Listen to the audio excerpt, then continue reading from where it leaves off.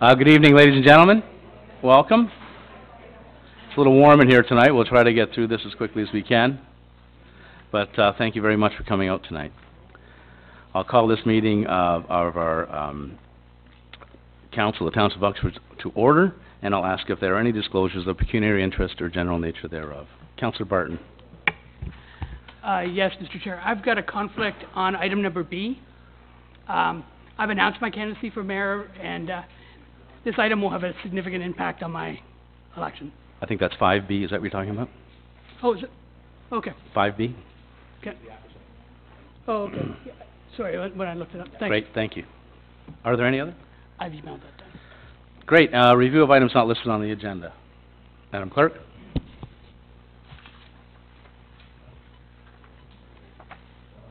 Mr. Chair, there was an addendum that went out on Friday that included 2 pieces of correspondence. Thank you.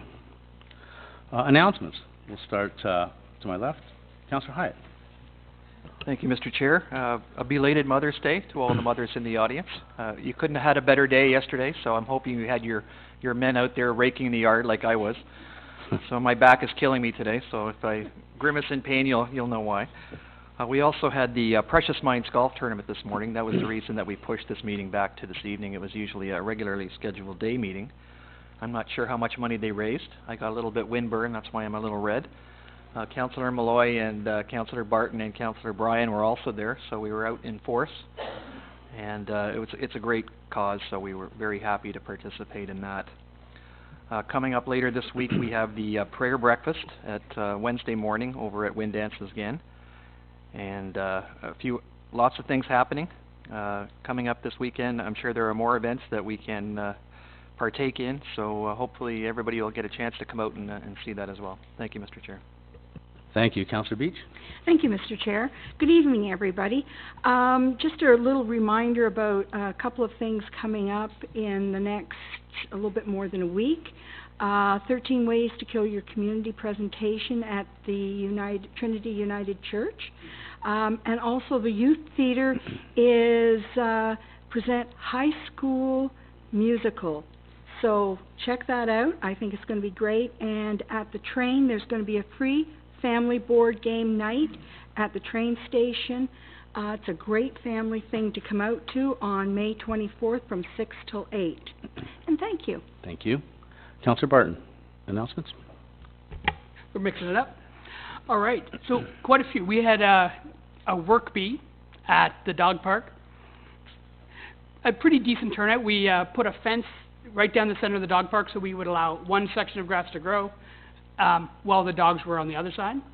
So I'm still a little bit sore from pounding those posts.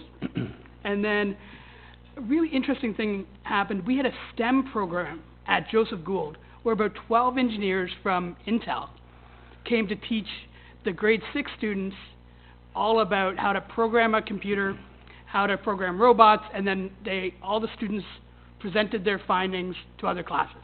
So that was put on by Intel. And then Austin Riley was at Williamson's on Sunday, and I had a chance to sit through his autism simulator, and it was absolutely incredible.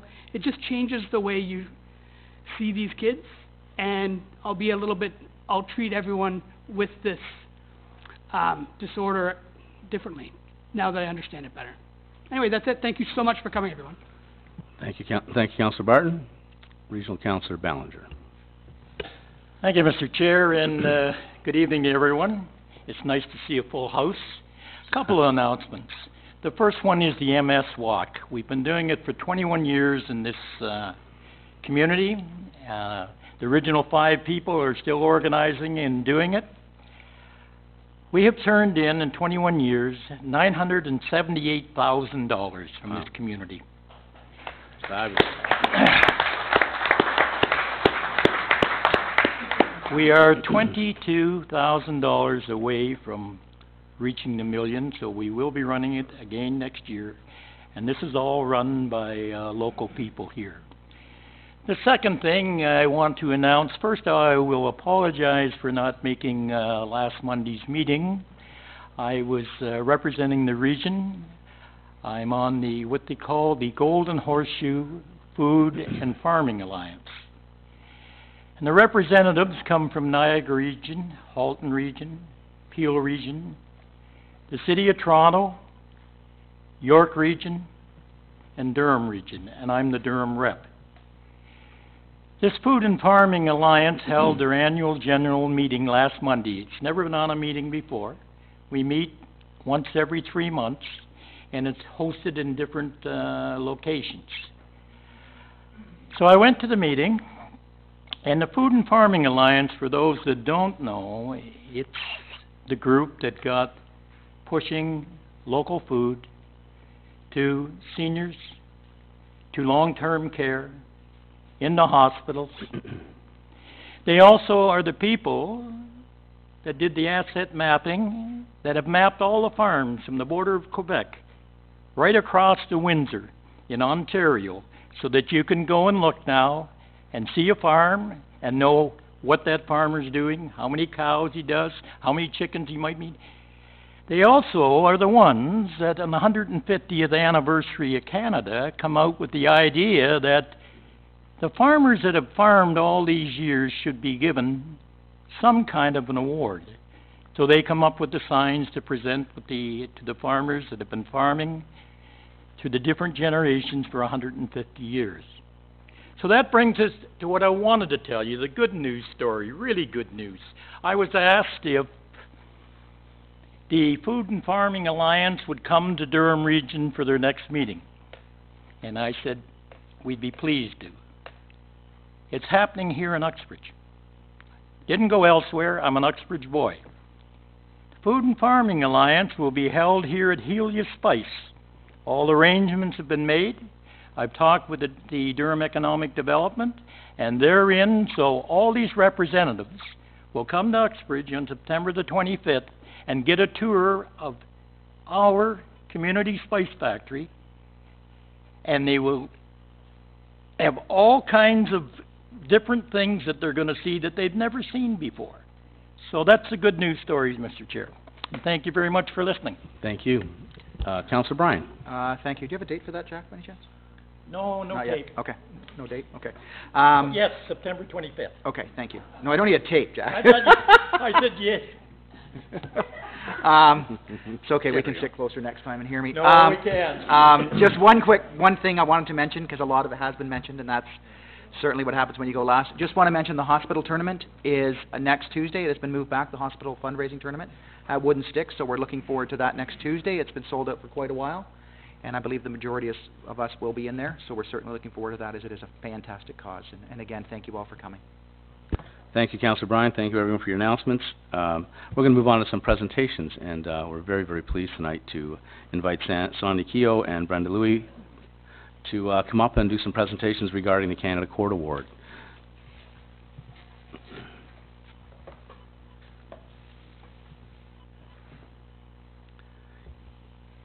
You got it. First of all, we'd like to thank you all for having us. And we're quite excited. We have 5 girls here with us. They're third-year Pathfinders. They have put in 3 long years and have worked very hard in the community, given back and volunteered, and worked on their Canada Cord and their Community Service Awards. I've been with these girls, actually, for some of them almost a decade, and I've seen them grow up. So it's kind of moving for me to see them move on at this point.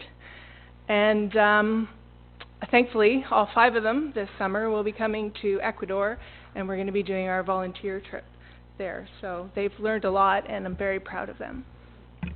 Great, thank you.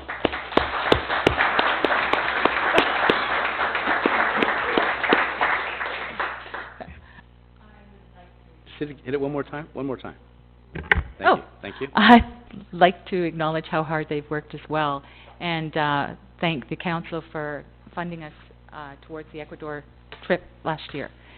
So if you ladies would like to come up, we would like to give you your awards.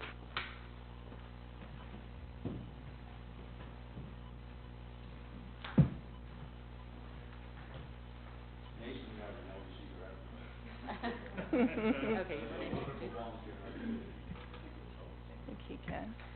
So we have Macy Adams and Danerise Bershey Glover, Serena Fraser, Madison Kehoe, and Jessica Nelson.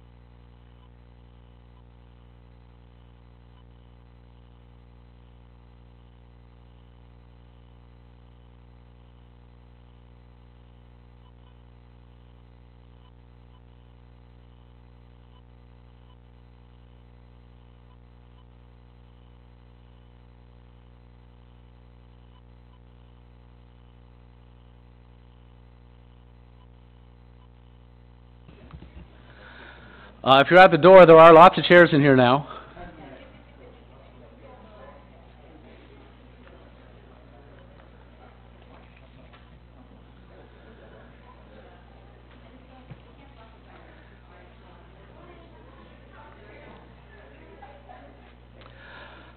We'll move on to delegations. Our first delegation is Wayne Louie, Mariposa men's slow pitch, and Green Bank Bulls slow pitch team. You hear Wayne? Oh, there. Sorry, good. Just hit it. There you go. There we go. You're good. Hi, my name is Wayne Louie. I've been a member of this baseball team for 18 years, and the league has been around for over 50 years. We represent 8 communities in the area. We have 3 teams in Uxbridge. We played them last night, actually. Had a lot of fun. 3 times a year, we have a baseball tournament with just our own teams. Nobody else is invited. And we do that on a rotational basis. This year will be our turn in September, the first weekend after the long weekend. And we're here requesting permission to use the ball diamond on Barnard Fields. And we've used that diamond every 5 years since I've been in this league. And this summer, all 3 of our tournaments are actually at the Barnard Fields. Great. It's a great facility. Okay. Great. Would somebody like to move correspondence 70 forward? Councillor Bryan? Councillor Barton, all's in favor? Carried. Great. Council, what would you like to do with this correspondence? Councillor Bryan. I would like to support the recommendation. I played in that league years ago, and it was a lot of fun. Excellent. On Sunday nights. You still play 10 innings? No, back to 9 now. Good. Well, yeah, because 10 was exhausting. Yes, it was. I'm getting old, so 10 was exhausting. 2 years ago we changed. I would like to support the recommendation. It's a great tournament. You guys do great work, so I'm certainly, you know all the rules, you know all the ins and outs, so there's not going to be an issue, so I would support this. Councillor Barton, second. Question? Go ahead, sure. Can I do a friendly amendment to that, Fred? Sure. Okay. In addition, first of all, thanks a lot for bringing all these people into our community, but also, if you could work with our tourism group and make sure that all of the participants in the tournament know about our restaurants and some of the things we have to offer here, just so the brewery and the restaurants are busier that weekend. Sure, we can do that. I'm on the Green Bank team, but I actually live here. Yeah. We have so many players that actually have to play on other areas as well. So I'll do that. Okay, that'd be great. Thank you so much. Wayne, will you be serving alcohol at this event? Yes, we have a liquor license. I'm actually Smart Serve as well. So we'll have to declare this a municipally significant event. What, sorry? You already have the permit? It should be declared a municipally significant I believe event. so, yeah. Okay, can somebody add that as a friendly amendment as well, Councillor Barton? Yeah. Okay. Any other questions? All in favor? Carried. Thanks, Wayne. Thanks for coming out. Thank you. That was very easy. My first time.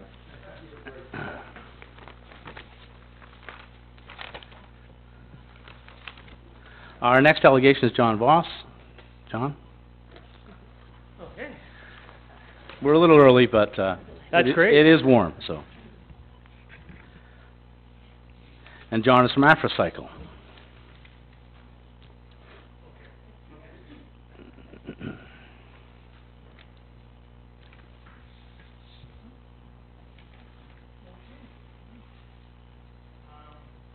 Turn that back on. Council, thank you very much for allowing me as little time within the next 10 minutes to chat with you a little bit about AfriCycle. My name is John Voss. I'm the board chairman to AfriCycle. We're a registered Canadian charity. Lots of folks in the room and perhaps some people on council may recognize the charity. It was founded in Uxbridge by local youth in 2007. The charitable mission is to increase access to affordable mobility for rural and impoverished Malawians. Ultimately, what mobility means is we're putting used bicycles in the hands of these folks. For Malawians, access to affordable mobility means that they can get to clean water, education, healthcare, market, that type of thing. Very critical for a country where 80% of the population is rural and a minimum of 10 kilometers away from resources. We're actually celebrating our 10th year now and 10,000 bikes. So we had a lot of visibility in the town of Uxbridge probably 10 years ago, and on either end of that 10-year marker, because of the amount of support from the town, and from all the youth that really have driven the charity forward.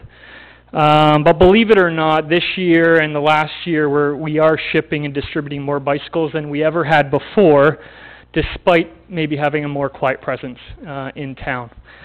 Mechanically, what we're doing is intaking collected used bicycles in Uxbridge at Restore's Habitat for Humanity. We used to occupy that real estate with a retail presence, and frankly, the bikes have never stopped coming, which is a wonderful thing. We're taking those bicycles, which are otherwise destined for landfill. We're breaking them down, and we're storing the collected bicycles. At this stage, we're operating out of 2 storage containers. One is on site at the Restore there, and then we've got another one on a rural property. Eventually, when we've got enough bicycles, we're packing them away into a shipping container, and we are sending them to our operation in Malawi. We've got a refurbishment facility there that employs 25 locals for the refurbishment and distribution of those bicycles. All the proceeds from those bicycles that are distributed to the rural poor are then returned to seed the cost of another shipment. Okay, so the crux of our request of the town of Uxbridge here is to access some land that is owned by the town of Uxbridge. It's a road easement. I'm going to assume everybody is aware of where the brewery is in town. Seems to be that's the brewery, okay? And there's a road easement right there. It's essentially some vacant land, and AfriCycle is looking for permission from town council to place our second storage container branded with AfriCycle in that location. And for once annually, a volunteer event whereby we'll be shipping a container to Africa. And ultimately, the request to come into this location with our second container is to reignite some community support and some community involvement here with regards to our charitable mission. I've spoken with all of the neighbors that are neighbors to that vacant land, and they are supportive of AfriCycle occupying the space. The vision would be to put a storage container down on temporary foundation. We're sensitive to, making the space look professional, and so we're looking at, wrapping the container with our branding. We do have the neighborhood support, and so here it is here. They wrote us some support. Brian Weddle, as Newmarket Precast, is supportive of us.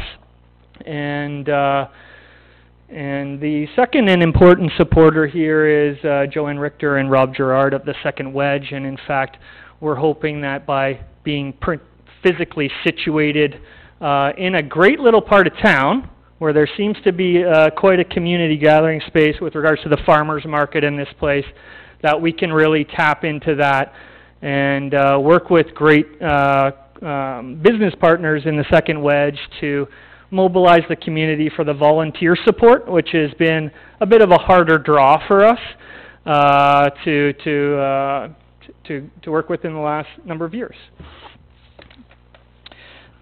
There's principally 3 benefits to granting us some access to this land. First and foremost, by physically being back in town with our second storage container, it puts us in a more accessible place for youth volunteerism and outreach. You may or may not know, but we do employ local youth through summer student programs, so we are providing summer employment opportunities every year for the last many years, maybe 10 years, and so we can continue to do that if we're operating in an accessible location. And the third thing that we've been doing for the town and for the community members is by diverting bikes from landfill and providing recycling abilities for people with their mountain bikes in the town. Okay, that is ultimately what we're looking to do. There's a picture of our board, and that's one of our branded containers, which is currently at the Restore in Uxbridge.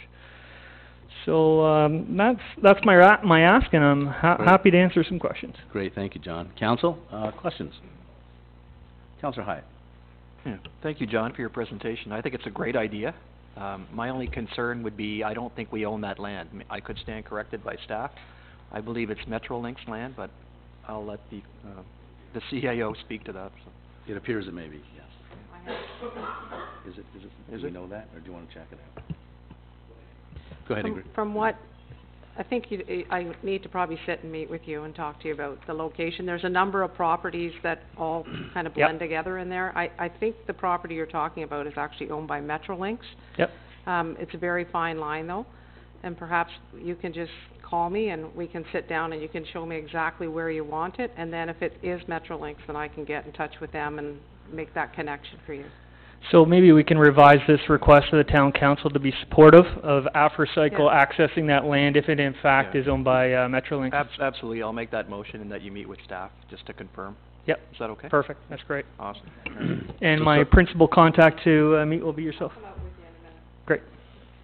Thanks, John. So the motion is to support, if possible, the concept and refer to just, staff? Yeah, meet with staff to find the exact location. And seconded by Councillor Beach. Are there any questions on the motion? Do you have a question, Councillor Barton?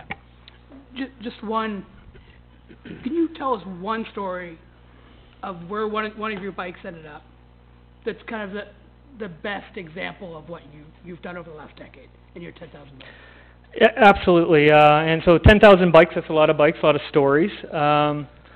We will often take the opportunity because we're able to do so and donate some bikes. So we've got a great story this past year.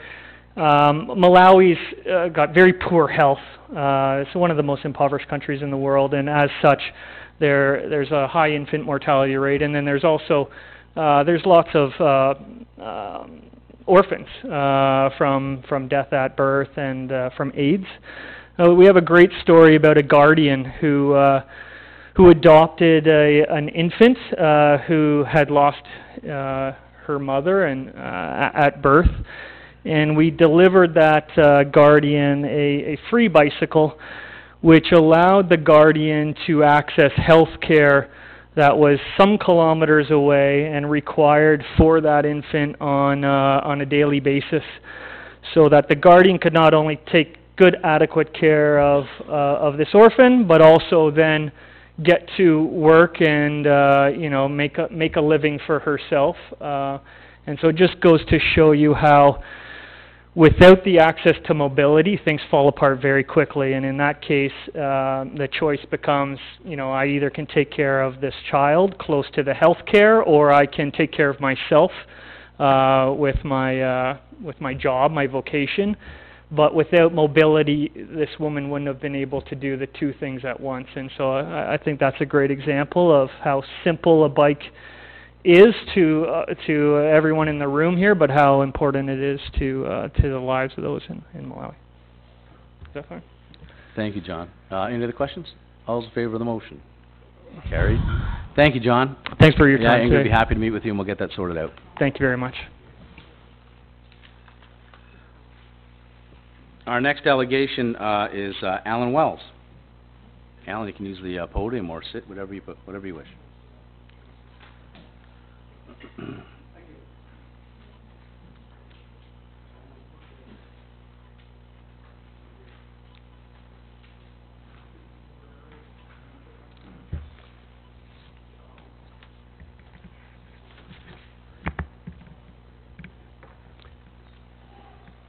Go ahead, Alan. Yeah. Thank you. Yeah, go.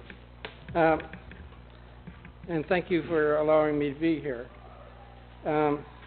Deputy Mayor, members of council, ladies and gentlemen, thank you for giving me the opportunity to speak tonight. We, Ann and myself, have lived in Uxbridge for 43 years. During all that time, I have either worked for a municipality or consulted for municipalities or the province of Ontario about municipalities. My experience does include two-year terms as councillor for Ward 5 on Uxbridge Council. And one of my colleagues has arrived, Ron Hunter, who is also a member of council, is here tonight. If you look outside, you can see our picture. He's the handsome guy, I'm the short guy. I am currently appointed by the province of Ontario as a Durham representative, the only representative of Durham region on the Greenbelt Council, which has just received a broader mandate and expanded its area of service to include the whole Greater Golden Horseshoe. And perhaps this fall we can get the new chair, Mr. Crombie, to come up with me and talk to you about what's happening there. So I would like to draw on some of my knowledge and experience here tonight to talk about two issues, one on your agenda and one which I'd like you to consider at another date. Firstly, I attended the council meeting last week and heard the presentation by Tom Fall. Tom and I served for many years on the Uxbridge Brook Watershed Committee, and I have a great deal of respect for him. I thought that he made a well-thought-out presentation and that he made two good suggestions as follows, insofar as the selection of the mayor filling the vacancy, which you'll deal with, I think, tonight. He suggested, and I support his suggestions, that one, only consider candidates from council who do not plan to run for the full-time job of mayor. And second, and I certainly support that and appreciate your comments of the members of the current council who are doing such a great job, are ready and up and running on all the issues. The second suggestion was, if you can't fulfill that action, that you make an appointment from outside of council. Alan, could you speak right into the mic for us, please? I'm not sure sorry. everybody can hear you very well. Thank you very much. Of course, both of those suggestions are included in the report that the municipal clerk, Director of Legislative Services and municipal clerk made, where she reviewed all the options that are before you. I would also like to say that I was impressed by Regional Chair and former Mayor Gary Lynn O'Connor when she made the statement and stood for the principle that Regional Council should only consider candidates to fill the vacant seat of Head of Council if they were not considering running for the position of Head of Council in the next election. And that was one of the criteria that she said she was running on, and I know you spoke at length, Mr. Deputy Mayor, on her skills and why she's suited for that position. I also had the privilege when I was chair of the Rouge Park Alliance, which is a group consisting of 5 municipalities in the Rouge watershed, provincial representative, federal representative, and the representative from the Toronto Regional Conservation Authority, and Gary Lynn was that representative, and I had the privilege of having her sit on 4 years, which was a good learning experience for me. So in summary, as far as the matter before you tonight, I think you should follow the two options listed above. I understand that this may be a hard choice to make, as Gary Lynn O'Connor also recommended at your inaugural meeting that Councillor Malloy be appointed Deputy Mayor and has filled that job well in this period of time. So there's two issues, both ironically supported by Gary Lynn O'Connor, and you have a decision to make tonight. In summary on that point, my position is that I certainly support the recommendations that were made to you in a more detailed report last week. And I don't propose to spend your time going over that. So that's the first issue. And I had a sense last week that some of you felt very strongly on a position on that. But I would like to think in terms of the future. It's 40 years ago since I was a councillor in that seat court, so I got to think of what should happen in the next 40 years as well. I would like to talk about the future of how council selects a deputy mayor for next term and future terms. In my view, the current system is flawed because it limits the choice to current members of council. Now, each of you, members of council, were elected by people like the people here today, only 6,000 of them. And I think the position of deputy mayor should also be a decision that's made by the voters and not by, in all respect to our good mayor, Mayor O'Connor, or by the majority of councillors. And there are municipalities, many municipalities, I haven't done the detailed study, that elect the deputy mayor based on the election. And I'll give you a couple examples. The deputy mayor is appointed by the mayor, and I'm repeating myself here, and or majority of council members. Other methods ensure that the deputy mayor is elected by the voters. For example, in a single-tier municipality, the elected councillor with the most votes becomes the deputy mayor. That is, if the election is for election as a whole and not by wards. And that's the example in the town of Kearney, where our cottage is and where I've done some work as a volunteer there, including chairing a review of the structure of their council and the number of members that should be on council. And that was a great review with council members and citizens holding public meetings and coming up with some good suggestions. So in Kearney, which is part of the district of Parry Sound, the mayor is represented on the upper tier, and the councillor elected at large with the most votes becomes the deputy mayor. In most two-tier municipalities like Uxbridge, a county or a district or a regional municipality, and the regional councillor or county councillor for the region or county with the most votes assumes the responsibility of deputy mayor, as well as their other responsibilities. And I'll draw from my experience, having worked in York Region for 27 years, the last 7 as the Chief Administrative Officer. For example, in Newmarket, there was one regional councillor, so both the mayor and the regional councillor on regional council, and the deputy mayor is the regional councillor. In Markham, which has more than one regional councillor, the regional councillor with the most votes assumes is appointed the position of deputy mayor. So, in those cases, and there are many municipalities like that, it's the people that decide who will be the deputy mayor. And in our case, I'm suggesting the regional councillor, and I'm not getting into personalities.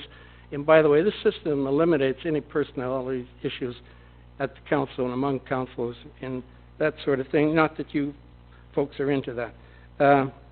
But in all due respect to the area councillors, Jack Bellinger got 4,000 votes last election from all across the municipality. Jack actually got more votes than the mayor did.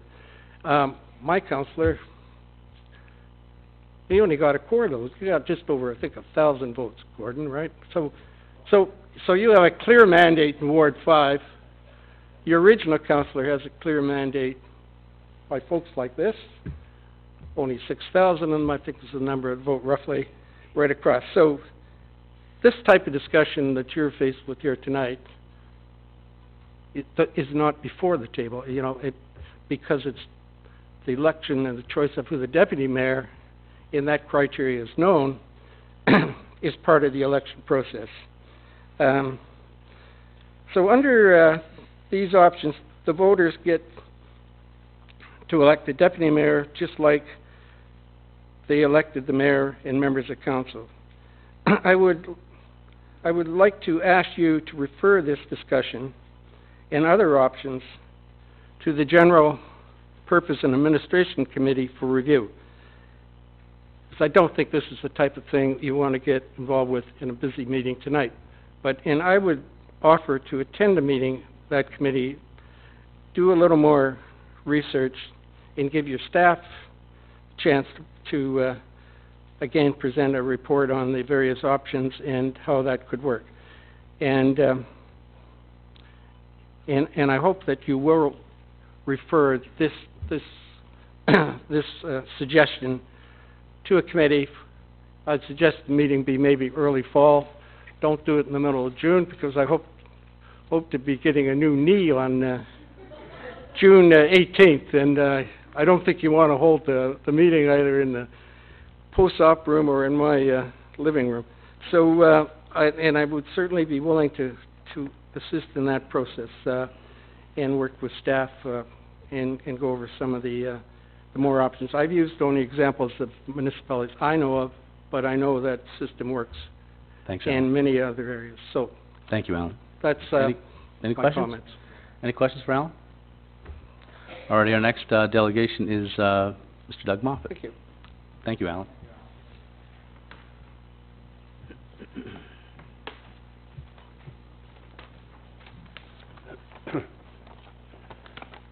Mr. Acting Mayor, members of council, ladies and gentlemen, I've already had both my knees done, so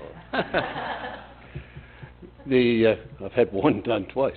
I'm here tonight to take a very short bit of your time, but essentially to follow up on what Alan has just suggested, and to follow up on what Tom Fowle suggested in his very good presentation last week. I attended that because I heard that he was going to be saying something that was really important, and as usual, Tom did say something that was really important. I'm here tonight because I really think that this business of democracy and appearance of democracy is really very much more important than some of us sometimes think. I hear comments from the President of the United States and now from the leader of the Progressive Conservative Party in Ontario saying that elites run everything and that they are frozen out, those two gentlemen are frozen out of activity because the elites don't let them in. Well, I think that Mayor O'Connor put it pretty well by saying, you know, what's missing is not the right person to do the job of interim mayor or whatever, but what is missing is a piece of legislation that I think is what Ellen is pointing at, is needed to make sure that in situations like this, there is a roadmap and a guideline to say, this is how it's done. Right now, it's wide open. You can do anything you want, as the clerk's motion recommendation cited. You've got 60 days. You can fill this position in 60 days, or you can do nothing and leave it and allow some other method. It'd be better if we had a cleaner version to follow through. I'm involved in this because I live in Uxbridge. I have been involved in local things in Uxbridge for some time. As a matter of fact, for 20 years I lived in R4 Uxbridge, or R3 Uxbridge, but that was in Scugog Township. Mayor O'Connor used to get really ticked off when I was at regional council in the fact that I had an Uxbridge address as well as her. That's not us. That's Canada Post who makes those decisions. But I think that if you listen to any member of our judiciary, they would tell you that democracy and legislation and legal systems are really quite important. It's not that they must do the right thing. Democracy must be served. The judiciary must do the right thing. But it must be seen to do the right thing. And I think that's where Alan is going with his argument, and Tom with his good argument, and the letter that was in the paper signed by a number of people, not me, but I was supportive of it, but I read it after it had been printed. But I think we can do this a little bit better, a little bit cleaner, and protect the system from receiving those kinds of comments. Now, I decided after listening to this argument and discussion that I would offer to do whatever I can to assist. If you need somebody to fill the shoes of Mayor O'Connor, however briefly and however improperly they might fit, I would be glad to do that. I'm not running for council. If I had wanted to run for Uxbridge Council, I would have done that 4 years ago when you guys all did. I'm an old man. I've been through this stuff. I've been through many things. I have been a businessman for 15 years and worked internationally for one of the largest courier companies in the world. I was the mayor of Scugog for 2 terms. I was a councillor in Scugog for 1 term. I was an elementary school principal for 15 years, and I survived that. I also ran for the legislature and got elected. I also serve on a committee of old members of the legislature now. I won't go there. But if I can be of some assistance in helping you through this, I have some experience at Regent. I was also chairman of the Police Services Board for 5 years. If I can be of help, Mr. Chair, I'm offering. Thank you. Thank you, Mr. Moffat. Are there any other questions? Thank you.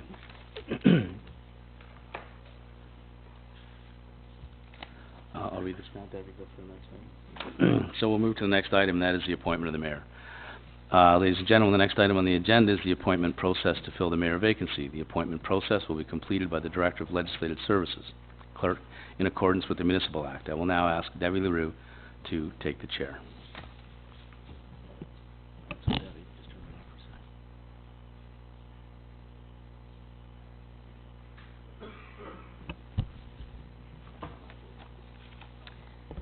Good evening, everyone.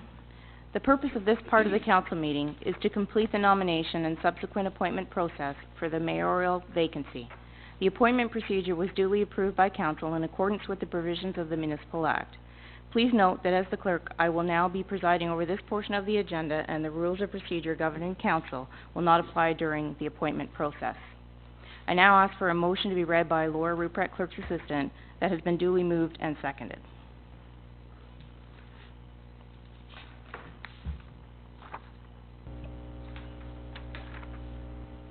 Moved by Councillor Ballinger, seconded by Councillor Bryan, that the rules of bylaw 2008-108 be waived to permit Debbie LaRue, Director of Legislative Services Clerk, to assume the chair to be the presiding officer, to conduct the election of offices, to appoint the position of mayor, and that the process for appointing a current member of council to the office of mayor be adhered to in accordance with the provisions of the Municipal Act. All those in favor? Carried. Thank you. I have appointed and now would ask that Catalina Blumenberg and Jennifer Beer, scrutineers, take their place at the front table.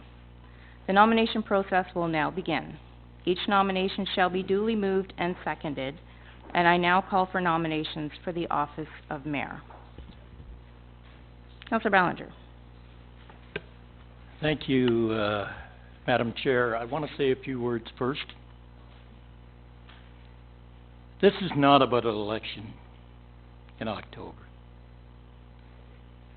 This is about fulfilling our mandate, elected by the people in 2014 to serve the people to November 30th, 2018. You know, give credit to our citizens and our residents.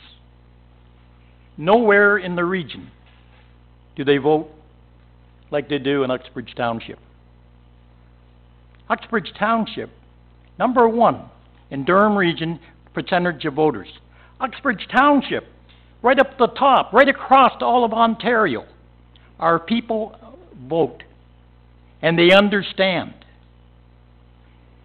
From what I gather, and I'm sorry I missed last week, I pick up on, well, you know, if someone's in there that's running, they'll be perceived as being the next person that'll have the change.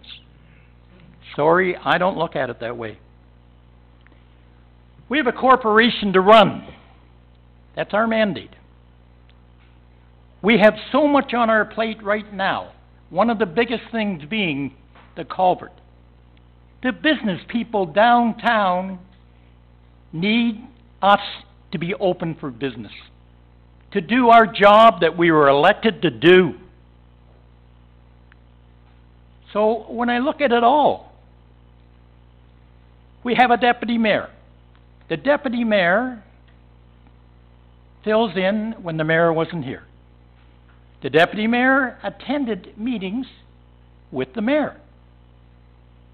The deputy mayor, on 3 occasions, I have seen at regional council. The deputy mayor, and correct me if I'm wrong, has been the head of finance and emergency services. One of the things you worry about when you fill the mayor's shoes is the emergency things that could happen. You want someone in there that knows and has their finger on the pulse. That's important to all of us. It's important that this community and the people have a comfort in the council that's here. Why wouldn't, and then thank you, Al, for mentioning what you did. I'm not interested in being mayor. I have no interest. I like to be out in the community and do things. I enjoy that. So, when you've got somebody in line that's gone through all the procedures, and we're looking at 5 months, that's what we're looking at. After October 22nd, we become lame duck. There'll be no decisions made. So you take the people or the person who's been trained to fill the hole. Like, I sit on a regional council. Obvious choice for the next regional chairperson to fill the void was Jerry Lynn O'Connor. Why? Well, she's not running for mayor. Not just so from when 28 of us councillors talked. She has the experience. She can step into the job. The corporation doesn't miss a beat. She has good staff around her, as we do here. We have wonderful staff.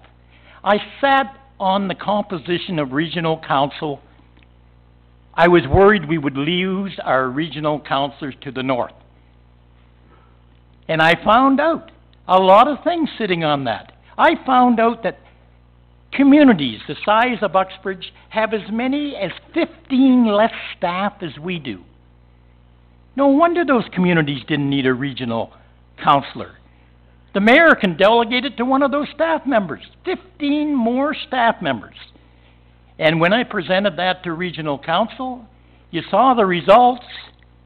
Oshawa lost 2 councillors. The north didn't lose any. So, give the people in this community the respect they deserve. They expect, when you have a deputy mayor, that if the mayor is sick, this person will move in that position. To me, it's not rocket science. It's common sense. It's the right thing to do. And I would ask, when I give the nomination, from the support from the rest of council. Because we shouldn't, this corporation, that sign should be out in that front door, open for business. We have not only the culvert, we have a new animal shelter. Gosh, we have numerous housing things going in.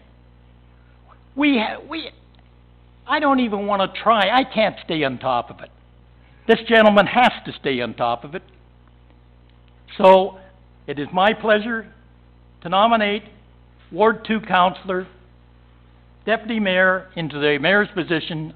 I nominate Councillor Pat Malloy. Thank you, Councillor Ballinger. Is there a seconder? I will second that motion. Madam Clerk, I'd like to recuse myself from the meeting at this point in time due to a conflict, and I have the paperwork prepared. Okay.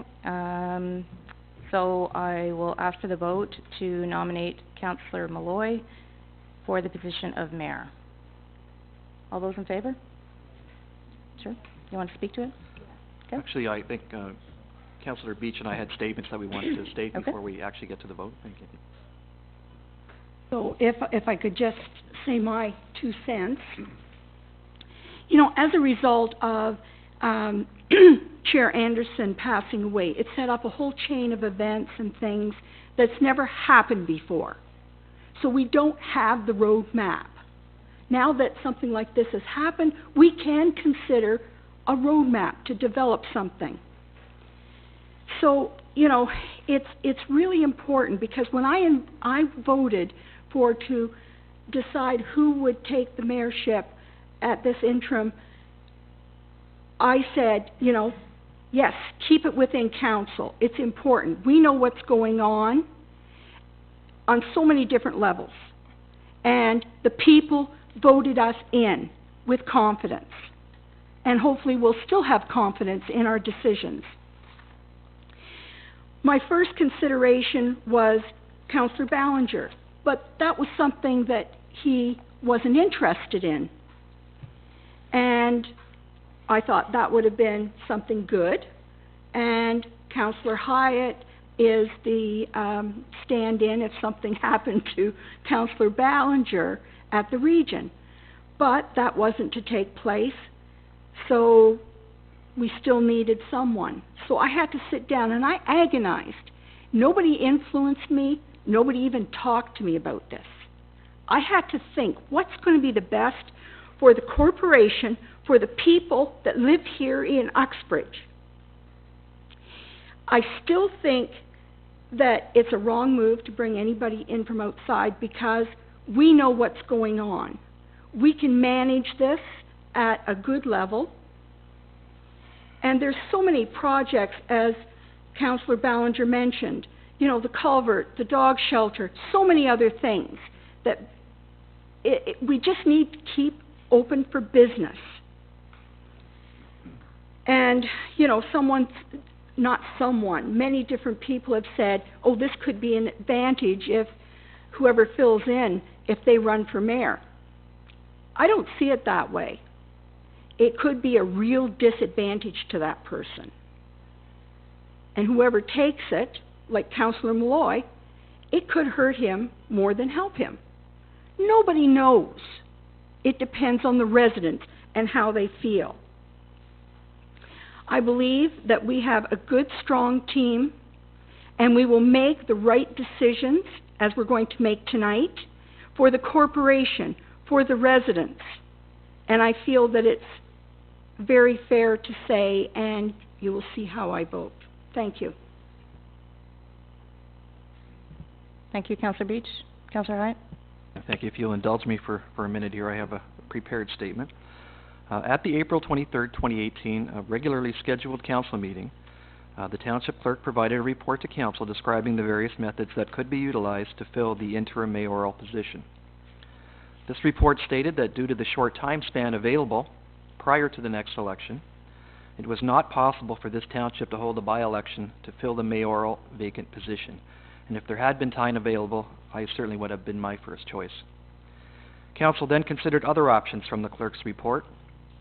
With the relatively short time period of approximately 6 months remaining in this term, and with the necessity to move forward with the business of the township in a timely manner, it was decided by this council to appoint an interim mayor from within the already existing elected members of this council, as an appointment from candidates at large would have required a much longer process.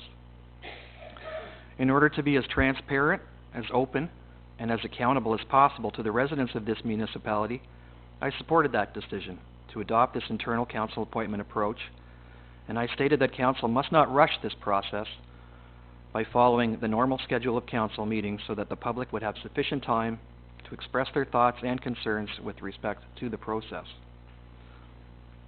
A special thank you to all residents here tonight and to all those who have taken the time to express their thoughts and concerns regarding this process. Council has received input from many concerned residents, centered primarily around the issue of the declaration of the mayoral appointee candidate with regards to their running for the mayoral position in the upcoming election or not. I agree that the successful interim mayoral candidate could have a definite advantage over others in the upcoming election, but I will defer to the clerk's expertise on whether this council has the ability to require an interim mayoral appointed candidate to declare if they are running for mayor in the upcoming election or not. If this council does not have this ability, then this declaration will be a voluntary one the candidate will either declare or not. This council must and has acted in a responsible, transparent, and accountable manner during this interim mayoral appointment process. The outcome of these proceedings will set a precedent for the process of any future appointments that may be required and will be considered and scrutinized by the residents and voters of this municipality moving forward. Thank you again to all those who have participated in this discussion, and I look forward to the rest of tonight's proceedings. Thank you. Thank you, Councillor Hyatt. Yep. Thank you very much. I don't have a prepared speech. I was clear last week in my thought process on this. It comes back in my mind to what is best for the residents, what is best, who are we accountable to, who do we vote. And as I learned, certainly from Councillor Ballinger and Mayor O'Connor and certainly Councillor Malloy and Councillor Hyatt, when I first got on here, Councillor Beach and I 4 years ago, that you make a lot of decisions that sometimes people don't like. And it's in a lot of ways, you have to say no sometimes. And you listen to the points, and they're great points, and they're valid points, but sometimes you have to do what you feel is best for the residents. Because at the end of the day, that's what we represent, is the majority of the residents. You know, it's a tough decision. It's totally uncharted waters for us. It's completely new. Mr. Wells had some great ideas moving forward. I think that's the type of information we're looking for, and I think that's terrific. I think at this stage, I agree with I stand by what I said last week, that I'm here to support the residents and what's best for the residents, and not necessarily being on one side of a candidate or the other side of the candidate. It's what's best for the residents. Thank you. Thank you, Councillor Bryan. Are there any further questions or comments? Okay. So I'll take the vote now on nominating Councillor Malloy for the office of mayor. All those in favor? Carried. Are there any further nominations for the office of mayor? Any further nominations? Last call for nominations. Okay, I will ask now for the motion to close nominations. Moved by Councillor Ballinger, seconded by Councillor Bryan, that the nominations for the office of the mayor be closed. All those in favor? Carried.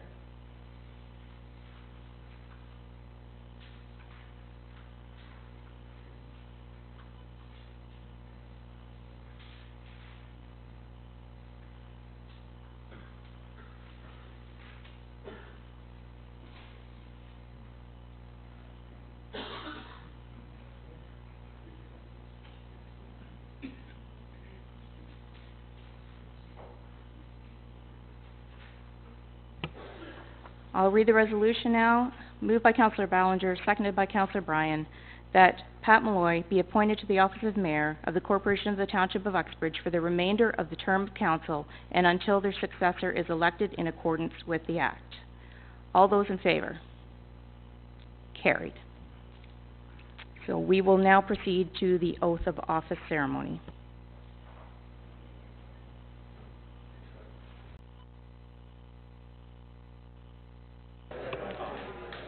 Hi, if we could reconvene the meeting, please.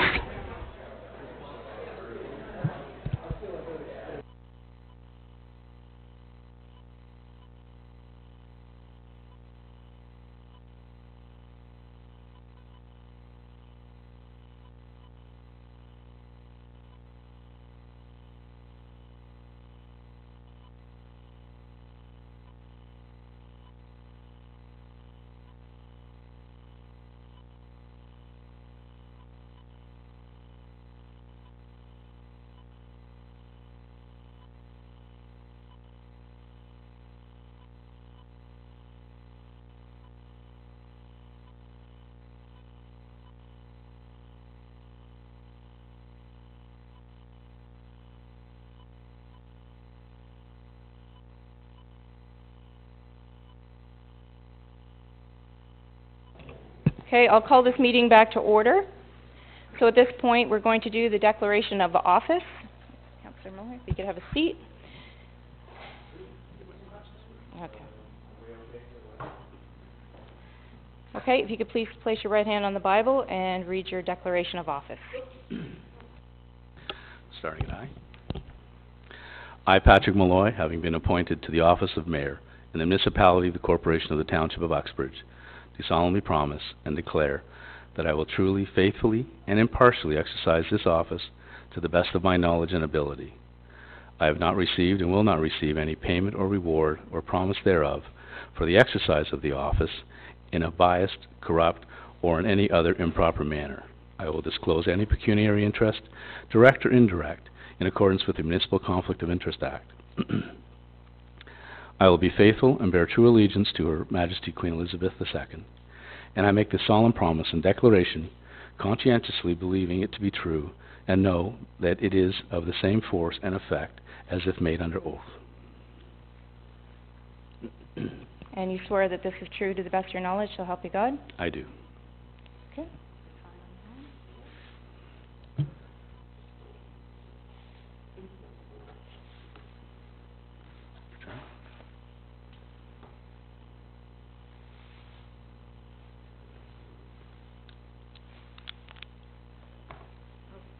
At this point, we will pass the chain of office. Don't you stand up? It is heavy.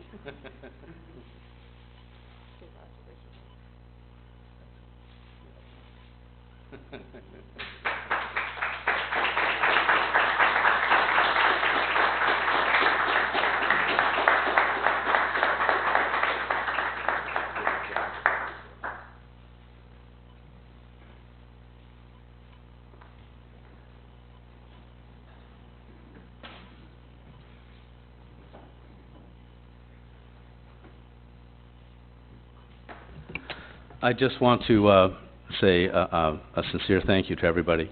I'm honored to be given the position, and I will do my utmost to make sure we take care of things around this building and this township. I want to thank my wife for putting up with me.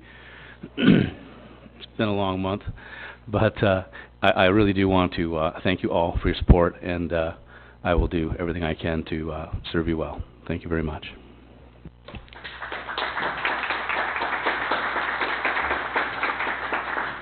It's my pleasure now to turn the meeting over to Mayor Malloy.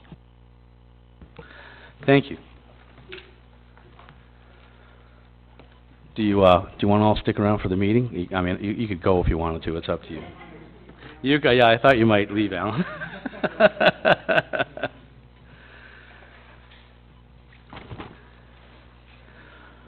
This is the regular portion of our minutes, and the first item is the approval of the minutes from the regular meeting of council, April 23rd, 2018.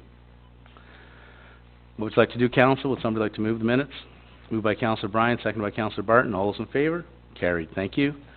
We'll go to correspondence. Under correspondence, item 64. You want to do it?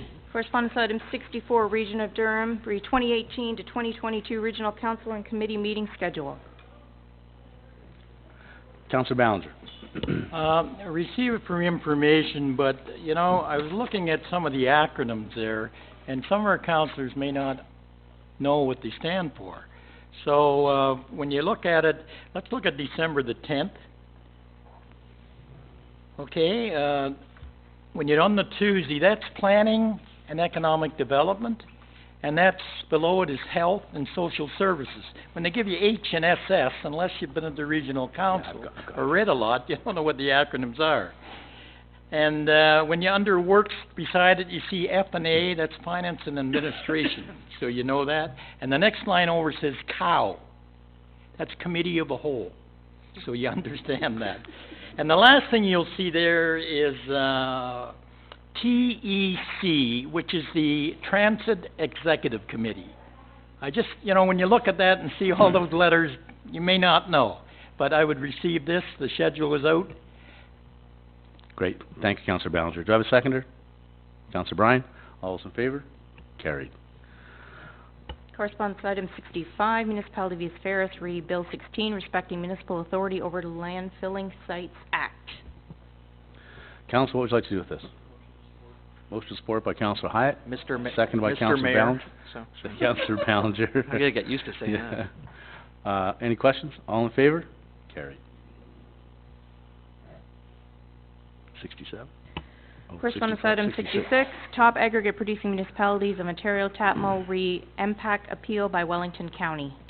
Council, I have a little information on that. I don't know if you do, Councillor Ballinger. I have it, but go ahead. Okay, I Mr. Mayor. think it's been suggested by our treasurer today that perhaps we table this to a meeting in June. There's some information we have to get from MPAC. Some things have changed, so if someone wouldn't mind I'll making give you a motion to motion to table, table, please. Councillor Ballinger, second by Councillor Beach. All those in favor?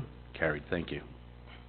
Correspondence item 67, Uxbridge Watershed Advisory Committee, Brock Street Culvert Project. Council? Councillor Barton? Sorry, Yeah. Gord. Okay. So I sat through the meeting where this was discussed at the Watershed Committee, and the intent of this is to thank council for listening to the advice of the Watershed Committee and many others in putting this project through. Fantastic. And they were very supportive of what we've done so far. We appreciate that. Somebody like to second that? Councillor Hyatt, do you have a question? I'll just echo Councillor Barton's praises. I mean, it's nice to get good news every now and then. That's true. That's true. Hopefully there's more. So. Second by Councillor Hyatt. All those in favor? Carried. Correspondence item 68, Kristen Wojciechowski, 365 Sports Inc., request to declare their 5K Foam Fest at Dagmar Resort on July the 21st from 8 to 6, a municipally significant event. Councillor Beach? I'd like to support this event, and it needs to, does it not, for their It needs to be alcohol? declared a municipally Yes. significant I'd event, like yes. to do that also, and, because I think it's just a great event for the township. I'll second that. Councillor Hyatt, second it. Any other questions? All those in favor? Carried. Correspondence item 70 we dealt with. Moving to correspondence item 71, Scott Grieve, refilling of the vacancy of the office of mayor, and, sorry, did I miss that? Correspondence item 69, Rob Houston, Uxbridge Youth Centre, we request to waive the rental cost for the Senior Centre Hall to host a mental wellness program for teens living life to the full for an 8-week period on Tuesdays at 3:45 to 5:15 p.m. Councillor Barton. And then Yeah. Councillor Beach. Yeah, I support this. This is critical for our youth. So. I Councillor Beach? agree. I'd like to second it. I think this is just so important that we support this. Great. Councillor Ballinger? Just a question, has that been cleared with, is the hall open for 8 weeks at that period of time? And is it our time? Yeah. I Yeah, it's a think- good question. It's not this, oh, so this actually should go back to the seniors committee then. Yes, it Would should somebody go to like the Make a motion to seniors send it to the and, committee. I'll give you You'd that. like to support it, but refer it back to the seniors To committee? make sure that the time Yeah. works. That's the motion of support? Okay, so amendment, I'll give them Okay. the friendly amendment, and it goes back to the seniors, and they look at the schedule, and Karen Rule was brought into it as well. okay, thank you. Please, thank you. Got that, Debbie? You good? No other questions? All those in favor? Carried. 70. Okay, correspondence did item 70 we did, so back to 71. Scott Grieve, refilling the vacancy for the office of mayor, and along with correspondence item number 72, Nicole Hopkins, oh, no. No, different. I think Yep, there's go someone ahead. Okay. Item 71, Councillor Bryan. Just received for information. Second by Councillor Ballinger. Yes. Any questions? All those in favor? Carried. Correspondence item 72, Nicole Hopkins, Unit Guider, Girl Guides of Canada, request for use of the Senior Centre May 17th to host a fundraising event in support of their trip to Ecuador with Me to We, July 2018, at no charge. Councillor Ballinger, and then Councillor Hyatt. I'm in favor of that, but again, they have to check to make sure the hall is open. Councillor Hyatt. I was just gonna say that. Councillor Barton, you have a question? Just a comment to staff. Could we ensure that before these get on the agenda in the future, that we've already confirmed that the dates work? It just, it would make sense. I will Councillor, say go that ahead. most of the time, they've already talked to staff. Usually when people are coming here and speaking to council, they've already checked to make sure that it's available. But we can maybe get them to put that in their letter too. Yeah. If I can just interject, it says we have booked the senior center and they know the cost, so that tells me that it is available. They've already booked it and got a cost. Right? Okay, so do we have a motion to support this? Councillor Ballinger? Yes. And was seconded by? Councillor Hyatt? Okay, any other questions? All's in favor? Carried. Correspondence item 73, Robert Armitage, Uxbridge Lions request to place a poster at the Uxbridge Dog Park advertising the Uxbridge Lions Walk for dog guides on May 27th in Elgin Park.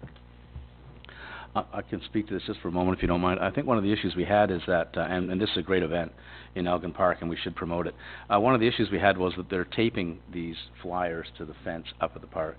And I think it'd be great if they could put maybe a lawn sign in or something there. That would be much better. Because we don't want the park fence covered with paper bulletins about different events. So I think we got to stay sort of on the high side here and make sure they can put them there, but we have to have some criteria, and they can't just be taped to the fence. Perhaps a lawn sign would be fine, and I'm sure they have them.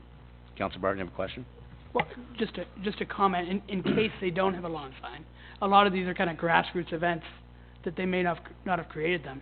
Wonder if we should put up a poster board or a piece of plywood where they can post this type of information. Sure, and actually I'll bring that back to the committee. Okay. I'll bring it back. But in the meantime, if you'd like to, we can tell them if they can put an appropriate sign up, but it's not a piece of paper taped to the fence. Okay? Councillor Hyatt.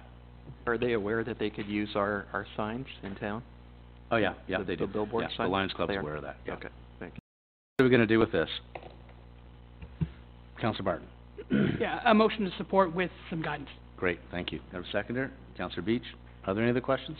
All's in favor? Carried.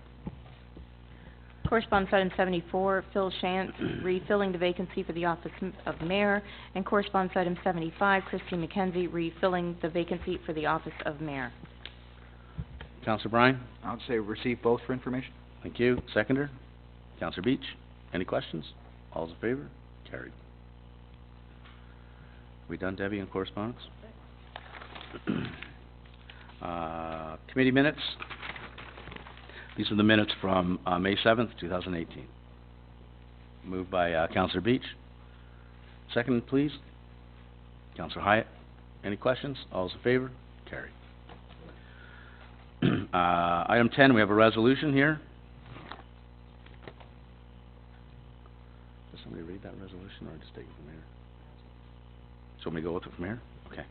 Okay, this resolution is regarding declaring 34 Brock Street West, the former youth center, Plan 83, Block PPP, Part Lot 587, now RP 40R 1047, Part 6, Uxbridge surplus to the needs of the municipality. So we're declaring the former youth center as surplus to the needs of the municipality. Councillor Ballinger. I'll move that recommendation. Thank you, Councillor Ballinger. Seconder, please. Councillor Beach. Are there any other questions? Sorry, Debbie, you want to clarify something? Did you want to bring forward the report? You can bring it, yes. That's report 11A. Is that right? I have 11A up here, the reports to council. 11A, right? This one here, Debbie? Yes. Okay. Would somebody make a motion to bring report 11A forward? Councillor Bryan, second by Councillor Barton. All's in favor? Carried. Okay, now Councillor Ballinger's motion.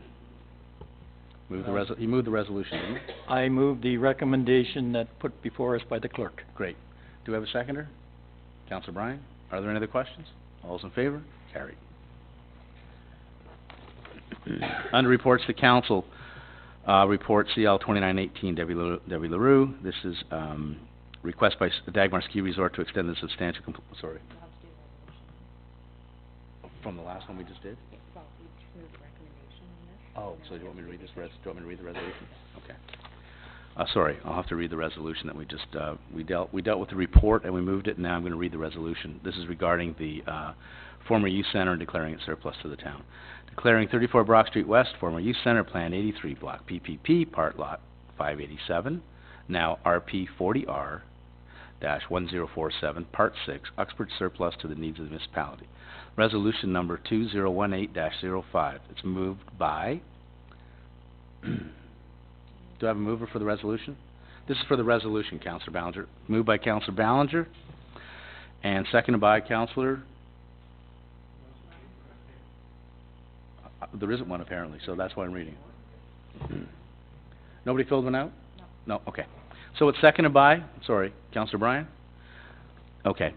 Whereas the Council of the Corporation of the Township of Uxbridge deems it desirable to declare surplus and convey real property legally described as Plan 83, getting used to this, BLK, PPP, Part Lot 587, now RP 40R-1047, Part 6, municipally known as 34 Brock Street West, Township of Uxbridge, Regional Municipality of Durham.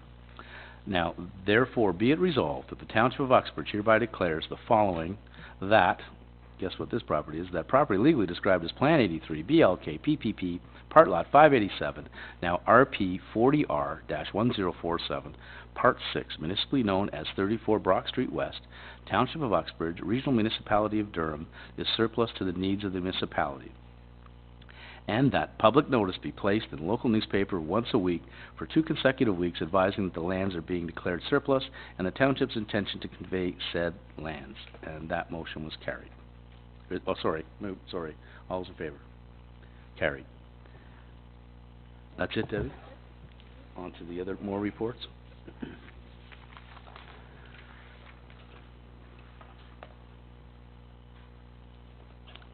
I can go to Dagmar now, right? Okay. This is report CL 2918 of Debbie LaRue, Director of Legislative Services. Clerk, request by Dagmar Ski Resort to extend substantial completion dates for site plan agreement fill operation. Does everybody know what this is? A couple of years ago we did an agreement with Dagmar, and they were, I think it was over a 3-year period, but we've had delays in red tape and some requirements that they had to fulfill, so they've sort of extended the project out for another length of time. Go ahead, Councillor Barton. Yeah, just a question to staff. About how many loads have been dumped at this site? I don't know if or you know. filled? We know, but we will have to get the information for you. Okay, but is it substantially done or not even close? Okay. I don't think it's even close. Okay, thanks. Councillor Hyatt. I don't know who can answer this, but is there any other amendments or changes based on the original agreement, or is it just the timelines that have changed? Just the timeline. So all other terms and conditions are the same? Okay, thank you. So do I have a mover of that report? Just Question? a comment, like, I'm assuming because the type of soil that we're looking for has not been as readily available as they had hoped. That's one of Okay. the issues for Yeah, sure. that's one of the big ones. So do I have a mover of this report? You'll move it, Councillor Beach. Seconded by Councillor Hyatt. Any other questions? All those in favor? Carried. This is report CL 3018, Debbie LaRue, once again, Director of Legislative Services, request for use of the old fire hall as a textile recycling depot. Council, what do you want to do with this? Councillor Barton? Just in regards to this, I think we need to establish a policy on what we're doing with this property in the interim. You know, if we're going to allow people to use it, then we should have a criteria on who can use it, who can't. So how about we send that back to staff and ask them to establish criteria for this property? It's a great idea. That'd be good. Moved by Councillor Barton, seconded by? Just to establish criteria. Councillor Beach? All those in favor? Oh, sorry, do you have a question, Councillor I Bryan? just have a comment. Just as we know, we're going to be parking cars there as well. Yeah. So there's not going to be as many parking spaces available as the construction goes forward. So we're going to I lose think we're spots. putting Just so 30 everybody's aware of spots there, that. right? Yeah, Yeah. just so we're aware that there won't be as many spots in front of it. Okay. Excuse me, Councillor Mr. Ballinger? Yes, what are we asking for? What are we asking staff to do? We're asking them to tell us, well, I guess they gotta look and decide whether there is a criteria they can apply to that building. They have to probably recommend whether or not we're even in a position to rent that building out, as Councillor Bryan just said with regards to the parking. So I think that's what we're asking for. Would that be accurate, Councillor Barton? Is that what we're asking for? Your motion? Yeah, certainly so council know what the plan is for that building moving forward until it's sold. So if we're going to allow some groups to use it, then what's the criteria? What type of insurance requirements are there? Just so the community knows what that building's for, because we're going to continue to be asked to use it because it's sitting there vacant. Okay. So that's duly moved and seconded. Any other questions? All's in favor? Carried. This is report number... Oh. Isn't that what we just approved? Oh, okay. Oh, so we still have to deal with the recommendation that's in the report. So I'll read the report one more time, and then we can vote on the recommendation. So, what we just did was report CL 3018 of Debbie LaRue, Director of Legislative Services, and this was a request for the use of the old fire hall. And the recommendation in the report is that the report be received for information and that council not approve the request for the use of the fire hall for a textile recycling depot due to the health and safety issues and fire concerns as outlined in the report. That's the recommendation. Would somebody like to move the recommendation? Councillor Hyatt, seconded by Councillor Beach. Are there any other questions? All those in favor? Carried. We're good, Debbie? Okay. Report number CL 3118 of Debbie LaRue, Director of Legislative Services. This is selection of an integrated project delivery contractor for the construction of the new animal shelter at 5500 Lake Ridge Road. Questions? Councillor Ballinger. I don't have any questions. We told the committee that we would start the animal shelter in 2018, and I'm in favor of the recommendation. Thank you. Could we have a seconder, please? Councillor Bryan. Are there any other questions? Councillor Hyatt. Do you have a question, Councillor Barton? Just a further question to Councillor Ballinger's comment. Do we have any kind of timeline, Debbie, on when this thing would be starting and when it would be completed? Is there any forecast there? So, as part of sitting down with the contractor, that will be what we will try to do now, is establish firm timelines. We did have some guidance criteria in the tender document itself, but now that we've have the ball rolling, we'll sit down and that will be one of the first things that we will look at, is establishing those timelines. Thank you. Councillor Barton. Yeah, just on the tender itself, I only saw the one price. From the report I read, there was only one price that qualified. Is that correct? Okay. Okay. Do we have a mover and seconder on this? Any other questions? All's in favor? Carried. This is PWO 3018 from Billy Reinert. This is Road Operations Manager re a fuel management system tender. Councillor Bryan. I'll move the recommendation. Councillor Barton, second it. Great. Any questions? Councillor Hyatt and Councillor Beach. Where would the funds be coming from? Has that been determined at this point? Is it from Public Works budget, I assume, and is there something? Does it say there specifically? It's in, I'm quite sure it doesn't say, but it is in the public. So there is money in there to cover this? It's not a new project. Okay, thank you. Alrighty, duly moved and seconded. Any other questions? All those in favor? Carried. Too late.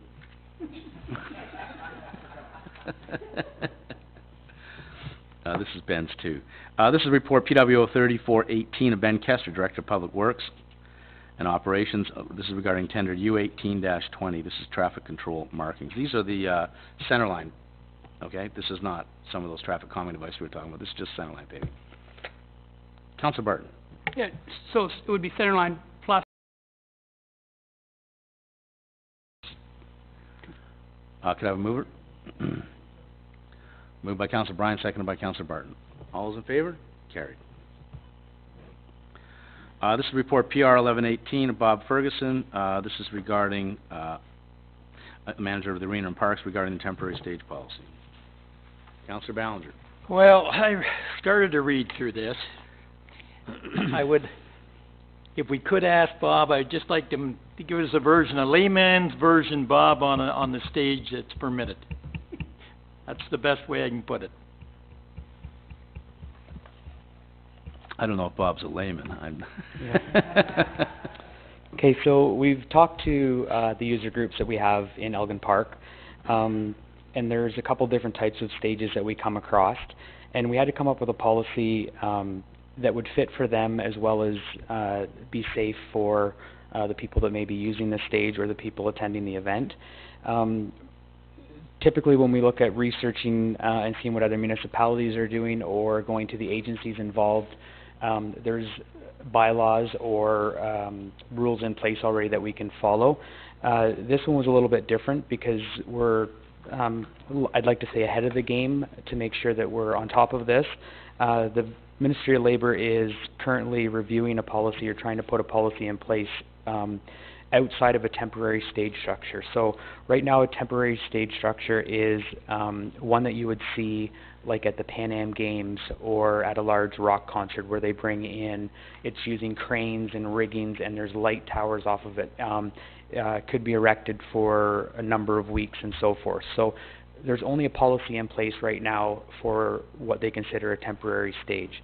What we deal with on a regular basis are more of the backyard stages where you get people coming in with a flatbed trailer, someone coming in with building it out of sheets of plywood and so forth. So what we've done with our policy is created 3 different different levels of stages with 3 different criterias that we feel work with our user groups as well as make it safe and covers liability moving forward.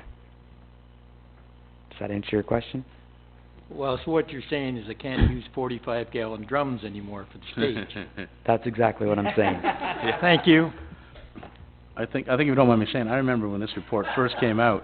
Well, that was the reason. That was one of the reasons, actually, the 45-gallon drums. But this came to council because of a Ministry of Labor concern, and we did this report a number of years ago because of their recommendation, as I recall.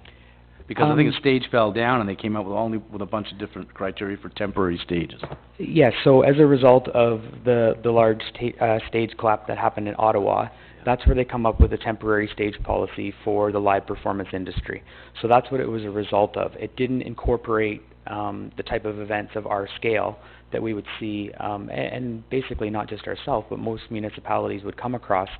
Are these smaller types of stages where people are rolling in tractor trailers and using their flatbed as a stage. So it's just giving a little more guidance to that. Councillor Hyatt? Just on this, Bob, I guess, where are we going? Are we going to be like pre-approving a stage for an event? How's that going to work? Yeah, so if I take Canada Day for an example, Canada Day has a stage that comes in, it's roughly 16 by 24. When you're taking into the stage is your fall height. So we've went with anything under 2 feet in height will fall into a lower criteria. Anything over that will start to require, we want to see drawings showing that it has proper railings in place, it's constructed properly, it doesn't collapse on someone. So that's kind of what we're rolling into. Yeah, so the stage companies, we've contacted them. There's stage companies out there that provide engineered drawing, stamp drawings that come with their stages. Okay. So would we be using our stage, or is this for people bringing a stage onto site? This is for event users, event organizers bringing stages in, so or they're constructing going to need a quite stage. an advanced lead time then for you guys to sort of evaluate the quality of their stages, correct? If they fall into a platform or riser stage, which is just something, sometimes for like a Highland dance or whatever, they may erect something Right. 12 inches off the ground. It doesn't require an engineered stamp drawing. Okay. We want to make this user-friendly for our groups. Sure, If it that's- falls yeah. into the next category where it's required to be engineered, the companies that provide these stages, they provide the drawings with them. Okay. So it's not really that much of a process. It's just a requirement So when it's they like a phone the rental company. pre-approved, Exactly. scenario. Okay, great. Yep. Thank you. Councillor Barton? Yeah, I've read the policy and I agree with the majority of it. The issue that we have for this year's Canada Day is for the special event stage, which is the category that the Canada Day stage falls under. That's the 16 by 24. Yeah. And it's purpose-built stage that has been engineered stamp drawings. So because we have this great stage we've pre-booked, comes with drawings, has $2 million liability, fits exactly what we need, and comes within our price point, is significantly better than what we've used in the past. We used it last year as well. Our issue is, it doesn't have engineered stamp drawings, which to get an engineer on site is about $1,200, which is what we spend on entertainment. So it would mean that our budget's out of whack. So what I suggest is that this year, council approved the stage that we used last year. Again, it's fit through the region's insurance pool, everyone's fine there. And then moving forward, we get an engineering stamp on whichever stage we use. And just so you understand pricing, we're paying $2,400 for this stage for Canada Day this year. And Mr. Ferguson, what's the pricing that you've seen so far? So to get an engineered stage, it's probably about $4,000. And speaking to Councillor Barton on this, it could be extremely difficult to get an engineered stamp stage at this short of notice, because this is, like I say, this is a work in progress through the Ministry of Labour and Ontario Building Code, so it's definitely something that will take some lead time for events that are coming up quickly. I just have a quick question. So are we suspending our policy on all the stages now, or are we doing it specifically for Canada Day? No, this policy is for everything. So we're suspending it, so we no longer have a stage policy right We now? never had a stage policy before. We had a motion, but there was never a policy drafted, so this is the new temporary stage policy. Okay. Labour came out with something on those very large stages a number of years ago, and Ben Kester actually wrote a report to council that spoke specifically to that. It had a Ministry of Labour attachment, but to Bob's point, what he's saying is that the majority of our stages that we would deal with in Elgin Park don't actually fit within the guidelines of that really large stage. This actually will picks up all the additional stages that might. I just kind of thought we had a height requirement of 30 inches or something like that we had specified here at council, but if we didn't, we didn't. I thought that was happening. Okay. What are we going to do with this report?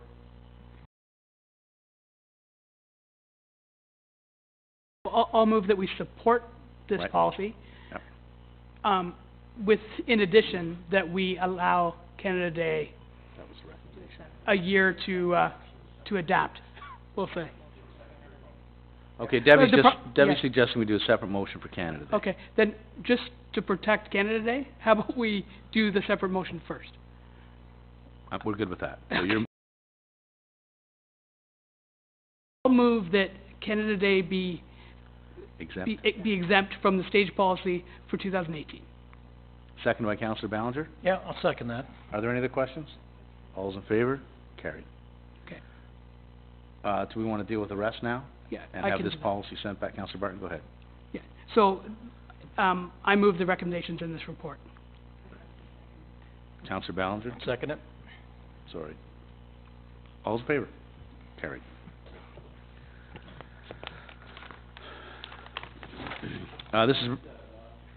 Thanks, Bob.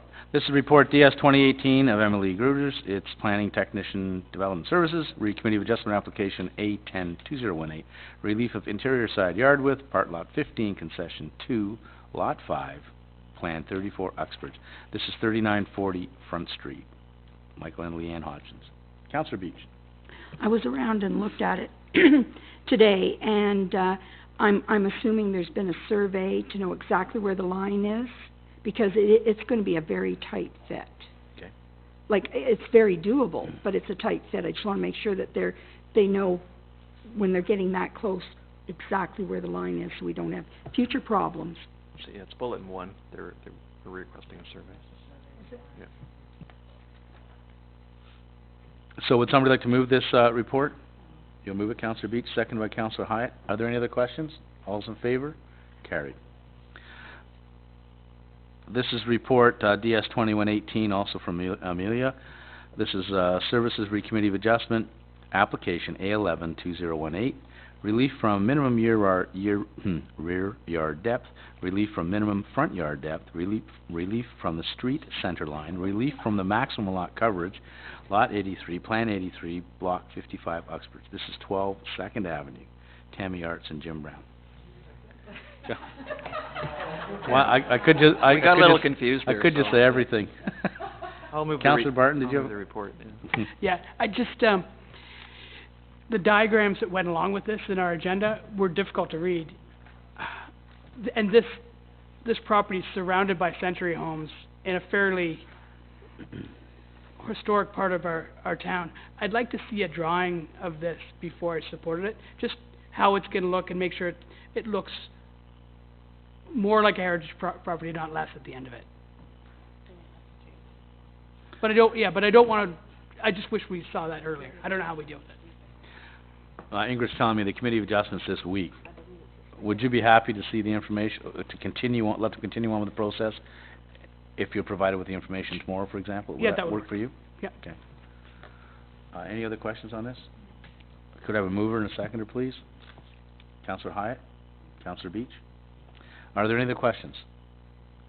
All in favor? Carried. This is report, Development Services 2218 of Amelia Gruders, Planning and Technician Development Services re-ground sign at 2 Douglas Road. Councillor Bryan. I'll start with this one, I guess, because it's in my ward. I have a problem with it, quite honestly, because it says our law is 8 square meters, our bylaw, and they're going 18 square meters. They're supposed to be 0.1 meter from the exterior, and they're going, and, sorry, they're 0.1, it's supposed to be 7.9. I can't support this. We either have a signed bylaw or we don't. And it tells me that they're just going to be flagrant about it and flaunt it, so I can't support that. Okay. Councillor Ballinger. I have doubts about it too. Okay. When I read it. It's too much of a differential for me. Any other comments? Councillor Beach, then Councillor Hyde. I totally agree. It just doesn't fit with our bylaw. It would be out of place. I couldn't support it either. Councillor Hyatt. I just had a question on the excuse me, on the illumination. Are we talking ground up?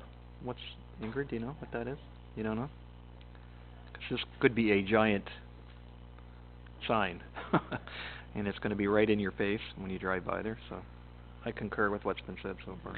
So what we'll need, we have a report, so we're not approving the recommendation, so we'll need somebody to make a motion not to support. I will give you that motion. Moved by Councillor Bryan, not to support the recommendation. And seconded by Councillor Ballinger. We'll do that motion first and then receive the report? Okay. And we'll also receive the report in the same motion, if that's okay? That's fine. Great. All's in favor? Carried. This is a report from Dave Barton, 0318, Mooney Road and Fowler's Road West. These are 2, I think, unopened road allowances. Do you want to speak to this, Councillor Barton? Sure. I've got about 8 residents. We'll talk about Mooney Road first. I've got about 8 residents that this was a cottage area at one point, but now there's permanent homes.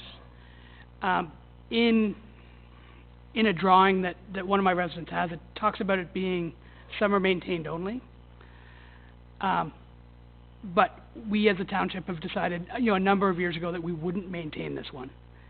And now I've got residents that are maintaining property that we own, which puts them in a difficult position in terms of who pays for it, do they collect from different neighbors, and then to make it, they've been talking to me about this for a while, and then to make it one step more difficult, we, during the windstorm, we had trees fall across that road that were part of an Uxbridge road allowance that crossed the road, and then we had our residents using chainsaws to clear our road. So it's just, I'd like to clean this up and have some sort of policy for it if possible. Could I ask Ben to come forward? It's a good idea. That's exactly Okay. what I wanted to hear, the Commissioner of Public Works on this, please. Yeah. Exactly. You can't take care of it. Thanks, Ben. Do you want to clear that up for us?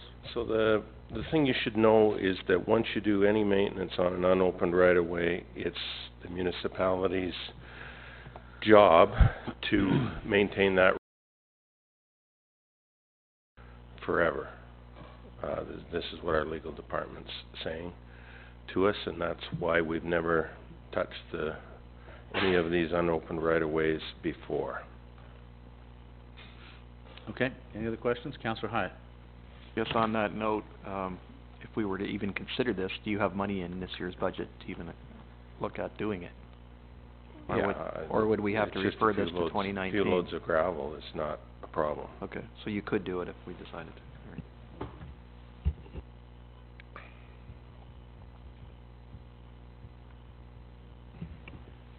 right. Ingrid's just pointing out that when we do take a road on, before we take a road on, that it's our road, though, right? Well, Go ahead, Ingrid. but in a case where somebody's put a road in for access and it's not being maintained by the municipality, if we were going to take a road on, we generally are asking them to bring it up to the municipal standard, that the municipality isn't going to pay to take that road up to the standard. So that can also be part of the challenge. A lot of these roads are narrower, and for the money that would take to actually bring that road up to the municipal standard, the road went in at some point and somebody agreed to have it that way. And that's always the discussion that council does have, if somebody wants to extend a road allowance and it doesn't become part of something we maintain, at some point in time, it will have to be brought to a municipal standard. So is that typical that unopened road allowance before, I don't know if we've done it before or not, We before the do. municipality takes it over, it has, that's the practice, that has to be brought up to municipal standards? Well, we actually have a road in Goodwood, that's actually paved and it has nice houses on it and it's maintained by the residents. And we have talked in the past about whether the town would ever take it on, and the discussion's always been that it would need to be brought up to the municipal standard. It was put in by a developer, and it was never assumed by the township. And it was put in by the developer in the size that it is in order to make that development work, was the other issue, right? So somebody came and said, I'll put this road in, I can make this work if I put in a smaller road, and the discussion probably at the time was, if it's a smaller road, it's not gonna be assumed by the township, it doesn't meet our standard. And somebody said, I want these homes to go in, and I'll have an undersized road, and I'll agree to look after it forever. And then forever comes quick sometimes. Councillor Beach, yeah.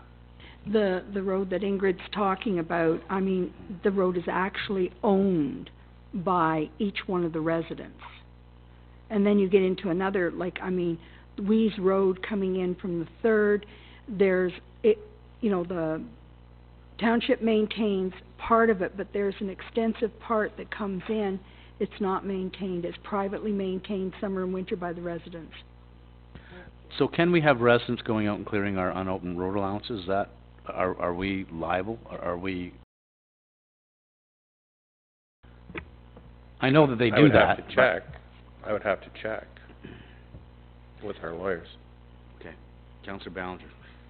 Well, you can't set a precedent, I understand that. I understand when we have roads in a subdivision that before we assume them, everything has to be up to par, the engineers have to sign off and everything. Is there such a thing as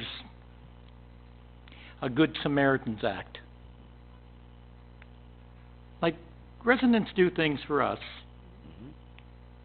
Sometimes we should be able to do something for them. In the case of, I'm talking about a tree falling down where they can't move it, or I'm talking about where they need a little bit of gravel that we have. Can we not do something like that on occasion? Ingrid, you want to comment on that? Yeah, here's a suggestion to move forward, because we could go around in circles for a while. What we could do might be helpful for council to understand how many of these roads that we actually have. I think you might be surprised. And it would be interesting to also know what state these roads are in. Not do a full assessment, but some of them may be gravel, some of them may be paved. And then we can also bring our solicitor in to talk a little bit about the exposure and the requirements. We do know that the solicitor we use at the region for a lot of our roads issues is very up to speed on this, which is what Ben was getting at. And then you'd have a better response for your residents moving forward. So why don't we set that up? So do you think, Councillor Barton, go ahead. Yeah, and I support that. And we could take a big swing at the entire municipality. Why don't we talk about roads that the township actually owns the land? Just so we don't get into a huge conversation. I think that's what we are talking about, aren't we? Well, our road allowances. No, our road allowances, because... But with the exception, Councillor Beach is right, because the one in Goodwood is actually owned outright by the residents, right? That might be the only one, but Yeah. okay. Yeah, and there's lots of condos that own roads as well. I was just thinking, just to narrow our focus on, you know, road allowance, this is the unopened dates, right? Or this is the open date that's been there for 40 years, so. So what are we going to do? Can we send this back to staff and get a legal opinion on our responsibilities? Would you be open to that, Councillor Barton? Yeah, definitely. Would you like to make that motion? Sure, I'll make a motion that we have staff get a legal opinion on this. Now, in the meantime, there's chunks of a tree sitting in a ditch on Wagner's Lake, so. That's a Good Samaritan's Act. I would do it myself, but it's huge. So. Free wood. It's pine, and not many people are gonna take it, but it's a good, anyway, it would be nice to get this solved. Could we get an opinion for the next meeting? I think we're back in a week, right, at committee? We're back in a week, 2 weeks? We're not back till the end of May. Oh, right, next week's holiday. Okay, so, Councillor Barton, so we're gonna send it to staff, but, Councillor Barton would like to get it cleaned up sooner. If possible. Can we wait till the 28th? Sure. And have a legal opinion? Sure. Okay. Ben, that's okay? We can get an opinion by then? Do you have to do a report for that, perhaps? Or just get admin in? Okay. Do we understand the motion? Second, Yep, some, I do. second by Councillor Bryan. All those in favor? Carried. Do we have any other reports, or are we just going to bylaws now? Bylaws? Okay, going to bylaws now. Who has bylaws? Councillor Beach? Okay, first reading and second reading, moved by Councillor Beach, second by Councillor Hyatt, that leave be granted to introduce bylaws number 2018-061 to 2018-069, and the same be read first and second time. All those in favor? Carried. Leave be granted the third reading. Moved by Councillor Beach, second by Councillor Hyatt, that bylaw numbers 2018-061 to 2018-069 now be read for the third time, finally passed, and the mayor and clerk duly sign and seal the same. All those in favor? Carried. Business. Any other business? Council will be going shortly into an in-camera, and at this point in time, I'll ask if the press have any questions. Mr. Varley. First of all, may I congratulate you on running your first council meeting smoothly, but now it's questions and that ends. Looking forward to it. I've got a bunch of questions. I hope you'll bear with me. I'll start off with an easy one first. DS 2218, the sign at 2 Douglas Road, did council decide not to allow that? They didn't support the recommendation. On the vote for mayor, and I'm not attacking anybody here, I'm just seeking clarification. On the vote for mayor, I noticed that Councillor Barton did not take part in the voting, and in fact moved his chair away from his desk. Now, when someone moves their chair away from the desk, that's usually a declaration that they have... He declared right at the beginning of the meeting, Roger. He did declare it? He declared on 5B right at the beginning of the meeting. I didn't hear it. Okay.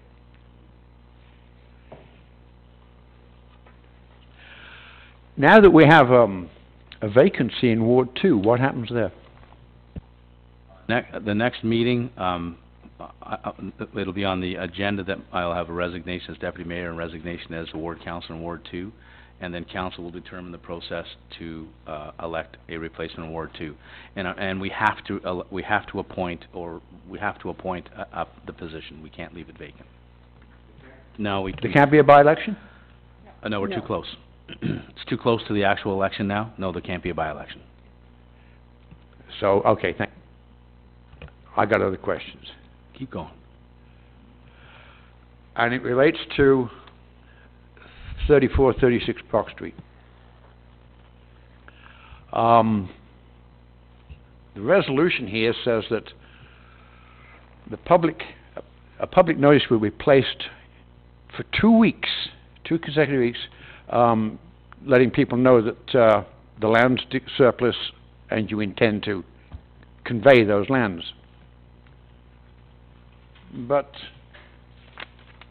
bylaw 067, you've already done it. So what's the point of the 2-week notice? Well, I'll let the clerk answer that one, Roger. So in the agenda, there was an error in the description for the bylaw, and it actually should, declaring the property surplus to the needs was for 34, which is our property. The bylaw is to deal with 36 Brock Street, which is owned by John Rodich. Agreement for a land exchange, road culvert, and construction agreement with Mr. Rodich that will allow us to go onto his property, demolish the building, and carry out the construction on the property for the culvert. So they're 2 separate things. There's 2 things going on. I understand you've declared the youth centre as surplus. Correct. But this bylaw, as I read it here, says you are going to give the youth centre lot to John Roddick. So what's the point of the 2-week notice? So the property that the bylaw is dealing with is to enter into an agreement with Mr. Rodich. And the land exchange will basically allow us to go on to his property and do the construction. 34 Brock Street is our land, and we don't have a bylaw for that yet. And there will not be a land exchange on that until substantial completion. If you look at my report, Roger, that's what it says. That's what the recommendation is. Yeah, I got that. I got that right here too. Okay. On the question of transferring that piece of property to Mr. Roddick,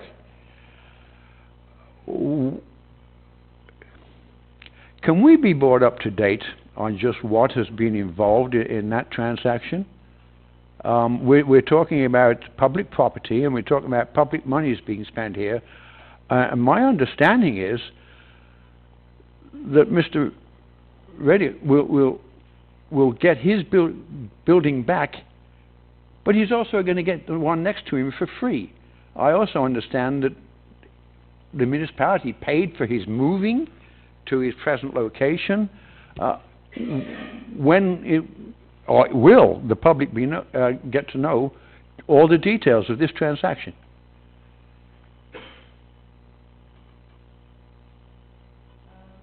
So we have been working with the property owner at this point to come up with a deal in order for us to go onto the property to reconstruct the culvert.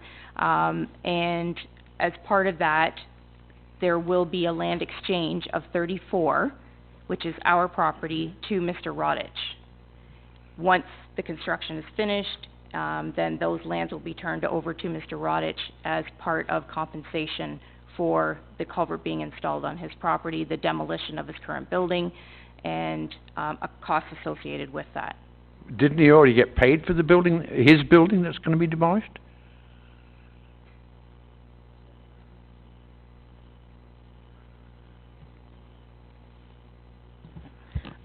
There has been a partial payment to Mr. Rodich. So he's already received a partial payment for that building. Partial. Now he's going to get it back, plus another property right next to it. Okay? Referring to that reconstruction of that site after the culvert is built, who will build it? Will it be the municipality or will it be Mr. Rodich? Mr. Rodich will be building the new building.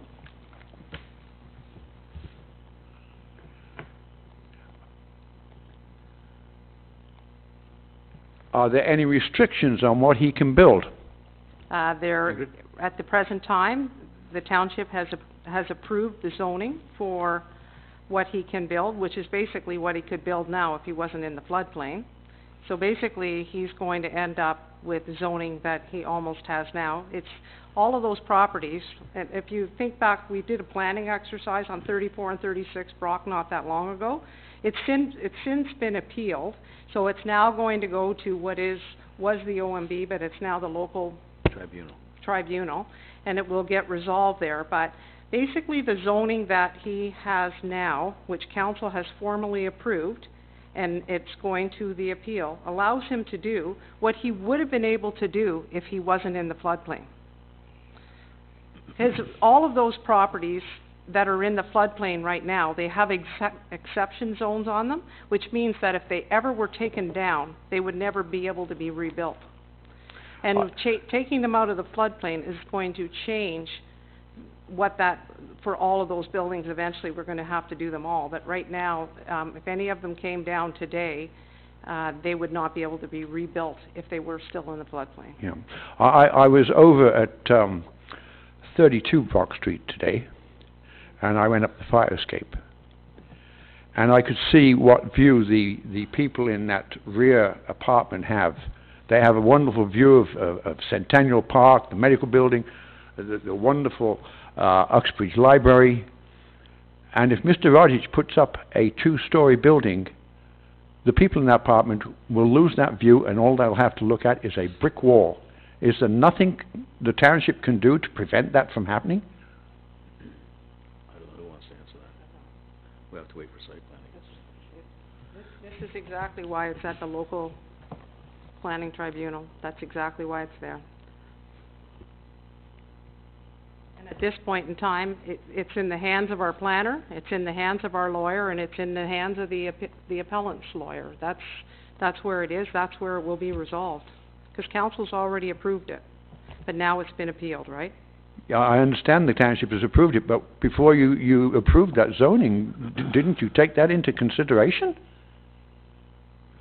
Well, I could speak to a bit of that. I mean, if you own a piece of property, I mean, how many restrictions do you put on a person's property? Should we tell one person that because there's an apartment there on the second or third floor that you can't build 2 or 3 floors in your apartment? I think that's a restriction on their rights as a property owner. Thank you. Any other questions? Moya. Ladies first. Sorry, just to follow up on the councillor seat that will now be vacant. Will that follow the same process that you used to fill the mayoral vacancy in terms of a report coming forward, and then you choose how you're going to fill that? Yeah. And then the next meeting you would? Yes, appoint. Okay. yeah, it'll be very similar. Okay. And the only other question was on Mooney Road. What was the decision on that? We're sending that back to staff. Oh, I think, how did we end that? We're going to get a legal opinion on it by the 28th of May, I think. Is that how we ended that, Councillor Barton? I think so, yeah. Okay, so report will come back. It'll come back. Okay, thank you very much. You're welcome. What? Oh, Debbie, let Debbie just like to add something here. Go ahead, Debbie.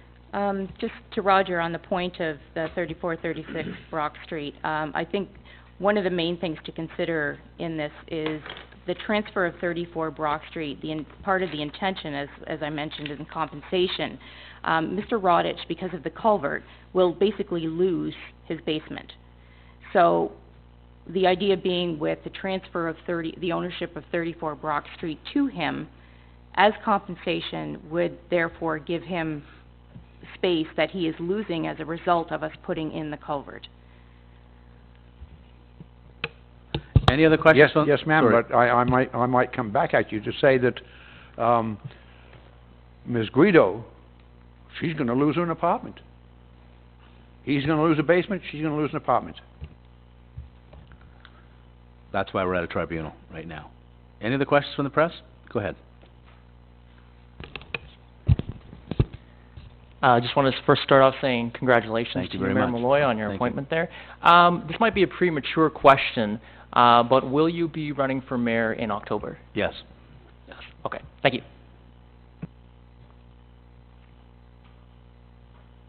Any questions from the residents? Nobody has any questions? Gail, go ahead. Oh. You need to use a, sorry Gail, you need to use a mic because we're on TV and they can't hear you.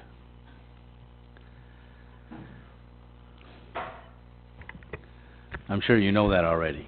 Yeah, I do. But I have a senior moment every so often.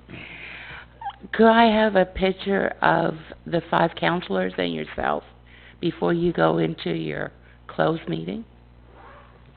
Does anybody have a problem with that? Everybody's okay with that? Sure, Gail. We'll just recess for about 3 or 4 minutes, and then we'll be going into camera. Thank you, everybody, for coming out tonight.